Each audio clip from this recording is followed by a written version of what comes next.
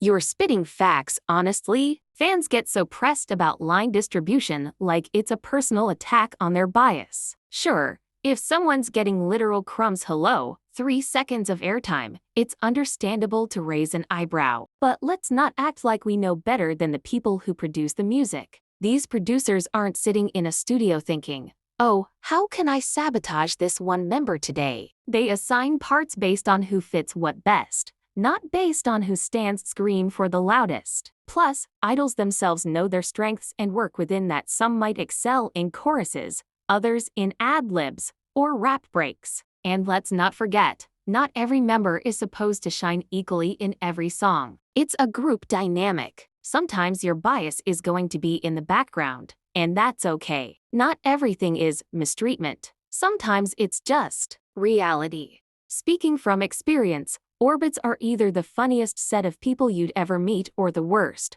bored-ass people that hates on others because they're the most jobless-ass humans who sits on their dirty couches all day and spread hate. Not knowing who Vivi is doesn't make you a new gen. It just means you don't live and breathe Luna lore 24/7, and that's fine. Not everyone is deep into every group, and not everyone has to be. I feel like Ahayan is still figuring out her vocal range, and honestly, YG needs to step up and give her the right guidance. She has a ton of potential, but she's pushing herself too hard in some of these high notes, and it's starting to sound a bit like she's just forcing them. It's not that she's yelling, but there's a difference between belting a note with technique and straining your voice to hit a note just because it's in the song. That's something a vocal coach or proper vocal training could help with. YG really needs to sit down with her and figure out where her vocal range lies, and stop putting her in situations where she's constantly straining to hit notes that might not even suit her voice yet. If they took the time to fine-tune her abilities and really listen to how she sounds, they could help her avoid those moments of vocal strain. It's not about holding her back, but guiding her to grow in a way that won't damage her voice long-term. And fans need to stop acting like it's just about raw power. Vocals are about control, too. Let's hope YG does better for her in the future. It's honestly baffling how some of these people think it's acceptable. I mean, you're actively fantasizing about someone who isn't even an adult yet. The fact that there are people out here thinking this behavior is okay and hiding behind it's just admiration is the real problem. That's not admiration, that's objectification, and you're making it clear you only care about them as a sexual being rather than as a person. I can vividly remember when grown-ass women in their 30s and even fucking 40s were making thirst comments the moment Nikki turned 18. Like, aren't you supposed to be watering your lawn and feeding your cats and getting ready to retire? What is genuinely wrong with people? These are still kids, and anyone who waits for idols to turn 18 before they can act sickening deserves to go to jail, because it also makes sense that they are equally pedos. Yep. And if you're not aware or have any idea what kpop is, it's a subreddit that sexualizes idols by slowing down videos of them dancing or moving to draw attention to a certain part of their body, and it is utterly disgusting. And this people did it to Yoonji the moment the clock struck 12 on her 18th birthday, and like I said, those people deserve jail because most of them are actually grown-ass men, based on my research. At this point, fans need to let bygones be bygones. If you're the kind of person that still dwells on the past, especially with the Cat's Eye documentary, I will basically assume you're bored and have nothing important to do with yourself. You can clearly see that the girls are doing better now and are even laughing and joking around with each other because they're as close as sisters, so please take up your negativity and shove it up your smelly ass. Leave them alone. With the way things are going currently, I highly doubt she'd be rehired as the CEO of Adore anymore, especially with the way she's getting sued left and right. And I really just pity the girls because it seemed they'd been brainwashed by her so much that they believe that she has their best interest in heart. Anyway, I just hope all this gets resolved soon because it's getting boring and tiring. At this point, with the prizes of hair extensions, they should just distribute it to the public, especially to those who needs it. But then, I haven't really come across any idol wearing box braids recently, but yeah, the past years were a testament to the era of box braids. You know, one thing I've come to understand about K-pop fans is that They hate to see a successful woman coming, especially one that goes at her own pace. The fact that many people are making it seem like she can't achieve anything on her own is so wild to me. And besides, I don't think she'd ever confirmed to be dating Fred, and even if she is, why are people so bothered? If she's not hurting anyone, why are they hating on her? Imagine being so pressed about a magazine photo shoot. Oh, heavens! Please let there be more job opportunities for people to stop being jobless and actually focus on more important pressing issues. And who else do we have to thank but those new jeans puppets that clearly don't know how to distinguish between aesthetics because to them, they're the odd. I mean, just leave those girls alone. Being a hater is such an ugly look. You're absolutely right. Not every idol has a tone that appeals to everyone, and that's totally fine. Everyone has their preferences when it comes to vocal timbre, and just because you don't enjoy a particular idol's voice doesn't mean you hate them or are somehow being disrespectful. It's called personal taste, not hate. The issue with fandoms is that some fans have a tendency to take critiques as personal attacks on the idol, but that's a them problem, not yours. You can acknowledge someone's vocal skill and still not vibe with their tone. That's how the world works. Just because a singer is talented doesn't mean their voice will suit every listener's ear, and that's totally okay. You're allowed to have preferences, so don't listen to those close-minded people. Am I like the only one who wants them to actually have a mature-like concept? I don't know, but yeah, whatever they put out is fine by me as long as it's good. The most toxic account I've ever come across, honestly. It's hilarious how they disguise their blatant hate as constructive criticism. They claim to be offering feedback, but it's just pure venom directed at idols, and it genuinely frustrates me. What's worse is their obsession with Ellie Seraphim. It's like they're just waiting for the group to drop content, and then bam, instant hate. Sometimes I wonder if they actually enjoy any K-pop at all. If they continue down this path, they might find themselves facing legal action sooner rather than later. Sometimes, I just love to assume that people like that don't actually seem to have friends or siblings. But then again, people need to chill. These idols are professionals. If someone's truly being mistreated or if there's any real issue, the company would definitely step in to protect their image. It's literally their job. Honestly, if you want to protect them, maybe stop trying to read into every little thing. You're not going to fix their friendships with a Twitter rant. Let them handle their business. It's literally what they're paid for. Fans have this weird tendency to act like the company is out here plotting against their faves, when in reality, it's just the natural ebb and flow of group dynamics. If every song sounds the same just to make sure each member gets a perfect share of the spotlight, it becomes boring. Songs need to be dynamic. Sometimes one member will naturally fit better on a certain line than others. Fans need to realize that not every idol needs equal billing. This idea that everyone deserves the same amount of lines or screen time is absurd. Chill. Maybe next time, your bias will shine in a new way. But don't make it an issue every time they don't get the spotlight. They're still part of the group, and that's what matters most. If we're being honest here, some idols are much happier being part of a group dynamic rather than pushing out their own singles. Plus, let's be real, some idols just don't vibe with the pressure and workload that comes with a solo career. Solo projects are often about an idol's personal growth and musical direction, and if a member hasn't gotten that opportunity, it's likely because they've either chosen not to pursue it or the company feels they're better suited working in a group. And besides, in my opinion, not every idol needs to have a solo career, and that's perfectly fine. In my experience, the ones I've seen on the internet so far are kids who seem to be the age of 13 to 15 at most. I really don't know. But yeah, it is cringe seeing them act that way, but I do believe that they'd eventually grow out of it as the years go by. But choreoboos are actually really annoying. I thought I was the only one who actually felt that way. I can still remember how people were trolling online when I used dating news, and some dumbasses kept mentioning that she has failed Jungkook and stuff like that. Just basically causing a whole ass mess. Yes, he mentioned that she was like his celeb crush years ago, so why not let things be and let her be happy with whomever makes her happy? People be bored all the time. I swear to God. The way some fans act like there's only one right way to define the leader of a generation is seriously delusional. Just because your group is at the top of your playlist doesn't mean they automatically represent the entire era. It's like they just don't understand that different groups bring different things to the table,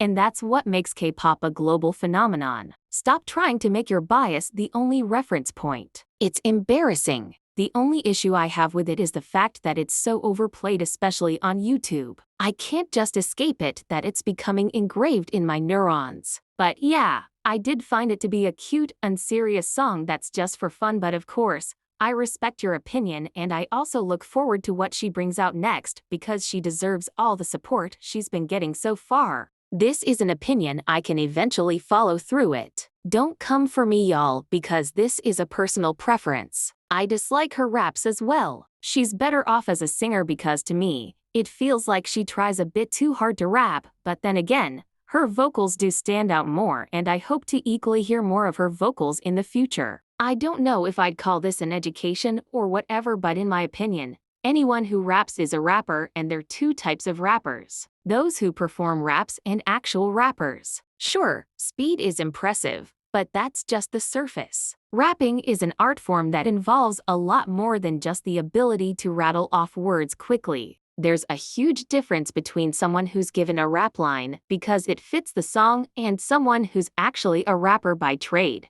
writing their own lyrics, developing their flow, and telling stories with their verses. For example, some idols might be tasked with rapping as part of the song, but that doesn't make them the next Nas or Kendrick Lamar. Their rap is often written by someone else, and their job is simply to execute it. Actual rappers, on the other hand, are those who are involved in every step of the process, writing, producing, and refining the rap to express a message or emotion. So next time someone calls an idol a rapper just because they're given a verse to say, remind them that there's more to it than speed and delivery. If you haven't written the lines yourself, you're not truly a rapper, just a performer of someone else's work. This is an original opinion for sure because from what I've seen and have been seeing, Stray Kids usually put out one of the best performances out there. Now, I didn't say they're the overall best, but they do put out what really fits them, and besides, what's wrong with stays praising them? I mean, isn't it the job of a fan to uplift their idols? I don't know, I might be wrong, but am I? Let me know, because I think you're trying to say that it's wrong for stays to be supportive of the guys. And even if they can barely sing while dancing, have you perhaps tried it out to see if you can do it too? I mean, don't take it personal, but like dancing to an upbeat song and actually putting out vocals is a tasking work to do, but they do put out their best from what I've seen, so I don't think anyone is glazing anyone. I equally feel the same because compared to their old songs, I don't really feel anything with the new ones they do put out. I think the only songs I enjoyed from Romance Untold was Moonstruck and Fatal Trouble, and that was it. I haven't even listened to their current song yet. You know, those tracks that sound fine at first but don't stick with you at all after the album ends. Yeah, those. You can tell there's potential, but they're just being treated as background noise at this point. Honestly, the fact that HYBE is putting out these kinds of uninspired tracks for a group as talented as Nepotism is just plain disappointing. They deserve better than that.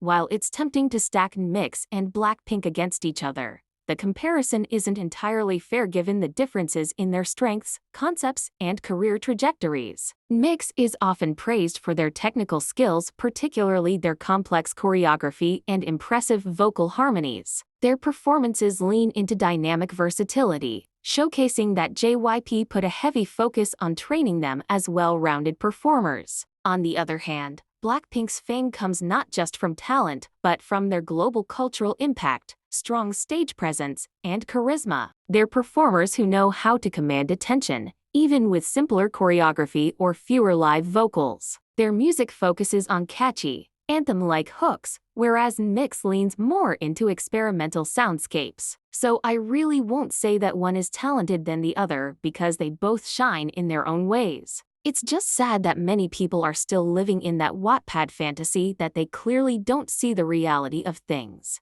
just like you said, companies are aware of these stuff and actually push the agenda more to generate more profit and traffic because they're aware that it would get people talking, therefore pushing the group into the spotlight even more. The claim that calling out shipping culture equates to homophobia is not just intellectually lazy, it's a false equivalence. Yes, representation matters, and queer visibility in any space, including K-pop, is important. But let's not conflate representation with projecting romantic fantasies onto idols based on minimal evidence. Real LGBTQ+ advocacy is about supporting people's right to exist as they are, not about insisting that every pair of close friends must secretly be dating. This isn't progressivism, it's projection, and it's frankly reductive. What's fascinating and a little troubling is the way shipping culture can sometimes overshadow the very foundation of the fandom, the music. How many shippers can honestly say they're as invested in an idol's artistry or personal growth as they are in their favorite pairing's latest moment? Shipping itself isn't inherently harmful, it's a form of engagement,